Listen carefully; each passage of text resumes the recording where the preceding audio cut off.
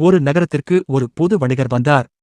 அவர் நகரின் மிகப்பெரிய மாளிகைக்குள் நுழைந்து, யாருக்காவது மிக மதிப்புமிக்க கல் ஒன்று வேண்டுமா என்று கேட்டார்.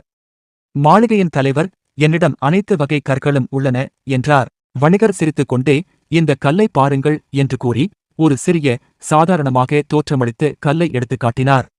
இதன் மதிப்பு என்னவென்று உனக்கு தெரியுமா என்று கேட்டார். தலைவர் கல்லை சோதித்துவிட்டு, இது ஒரு சாதாரண கல்லாகத்தான் தெரிகிறது, இதற்கு ஒரு சிறிய விலையைத்தான் கொடுக்க முடியும் என்றார். வணிகர் அமைதியாக அந்த கல்லை தன் பையில் போட்டுக்கொண்டார்.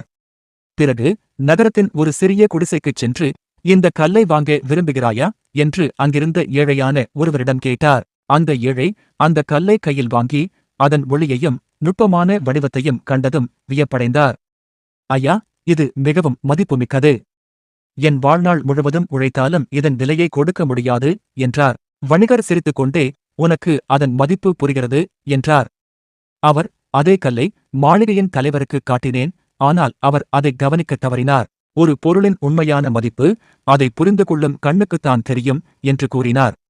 பின்னர் அவர் அந்தக் கல்லை ஏழையிடம் கொடுத்து, இது உனக்கானது என்றார். நீதி, உண்மையான மதிப்பை புரிந்து கொள்ளும் மனம் செல்வத்தைக் காட்டிலும் மேன்மையானது.